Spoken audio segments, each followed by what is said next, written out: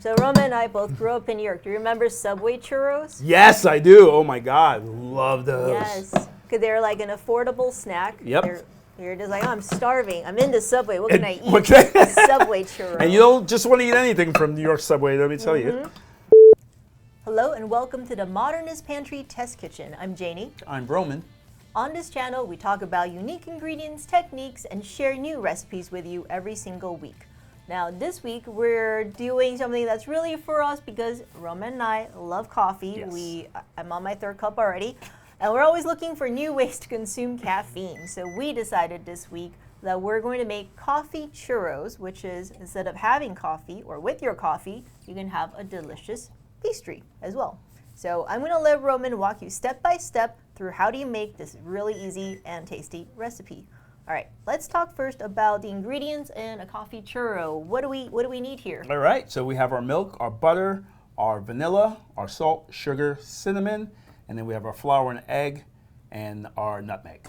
Okay, what's first? So first what we're gonna do is we're gonna add our milk to our pot at a medium-high heat. Add the butter, we're gonna add the vanilla, 1 cinnamon stick, salt, sugar, and nutmeg. So far, pretty traditional. Pretty traditional. Okay. And so we're gonna let that come up to a boil, and then we're gonna let it sit for 10 minutes and steep and absorb all those flavors. Great. All right, now that our milk has absorbed all the flavor, it's been about 10 minutes, we're gonna go ahead and discard the cinnamon stick. We're gonna bring it back up to a boil. And then we're gonna add our flour. So right here we have our flour and our coffee flour. And so for this is a standard churro recipe that I would normally make. The only thing I did is I took I took approximately 15 grams of regular flour, AP, and added 15 grams of our coffee flour. Okay, how much regular flour is in here? So 135 grams. All right, so about 10%? Yes. Okay, perfect. All right, so we're going to get our AP and our coffee flour together. So one of the cool things and the reason why we have absolutely fallen in love with coffee bean flour is because it's the only type of flour that contains naturally occurring antioxidants and caffeine. And if you've seen our original coffee bean flour episode where Roman ate way too much of it, it gives you a real kick. Just a bit. So we've since dialed it down, but we still get like it's just a nice way to get caffeine naturally in a healthy way, in a controlled way, but also a delicious way. Exactly. So once this comes back up to a boil, we're gonna add our flour, and I brought my grandma's spoon in with me because we're gonna need to vigorously spin this around because it's gonna be, once you put the flour in, it's gonna tighten up very, very quickly. All right, so it's back up to the boil. I'm gonna add the flour in and just start to mix that.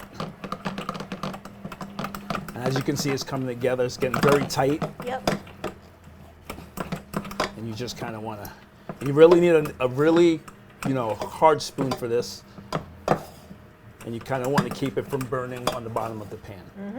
All right, so now that that's incorporated, pretty much, I'm going to give it a couple more spins just to make sure that we have all that flour incorporated.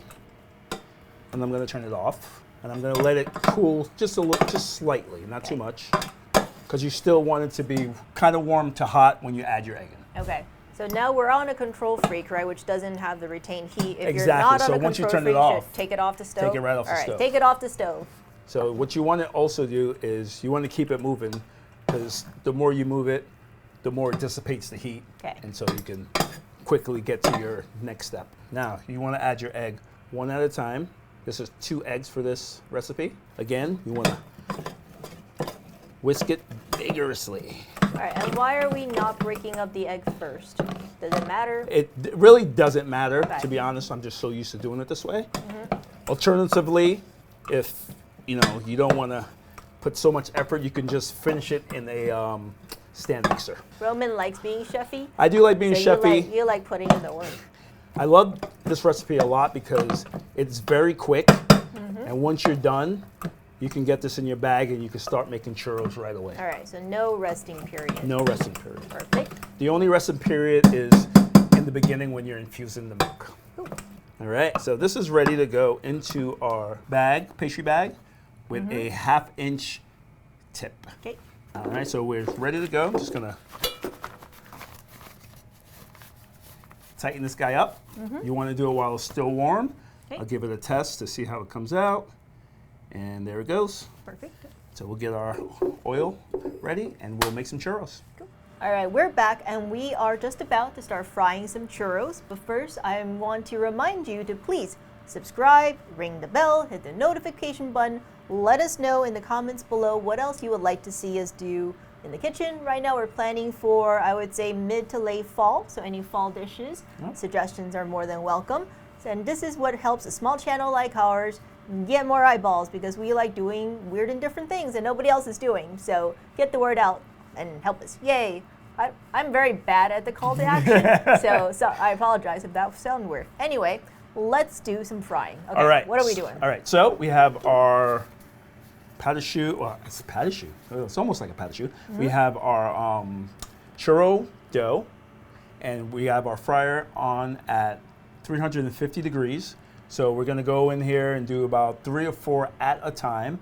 And we're just gonna pinch it off right about there. And I know we have a commercial, not a commercial one, but we have like a little machine that does this too, right? Yes, we do. But we wanted to use this today because this is more what our normal watches are gonna have. Not everyone's gonna have the machine. I also like that you're making smaller churros and they're not all a foot long. Yes, I actually am not a big fan of the really long ones. All right, so we'll just do that much, and we'll let that go for about 3-4 minutes until it's nice and golden brown, and then we'll get it on our blotter. Well, the kitchen smells amazing, and we cannot wait to try these. So first of all, what's here, and what did you roll this in? All right, so we have our churros that are already done. Rolled it in a little bit of cinnamon, sugar, and a little bit of coffee flour in there too. Just a little tiny bit. And over here I have an apple pie puree that we're going to use as a dipping.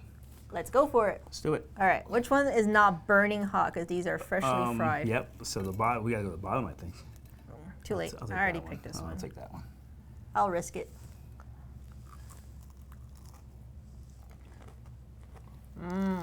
Oh, it was so good. That is delicious. That apple pie puree really comes through too. With the cinnamon and whatnot, it's really, really good. So what you like about churros, crispy exterior, tender on the inside. Tender interior, that's what it is. It's not too sweet.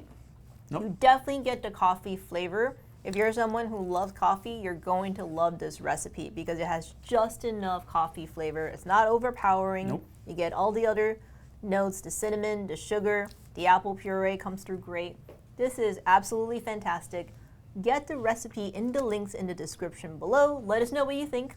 And until next week, from here in the Modernist Pantry Test Kitchen, I'm Janie. And I'm Roman.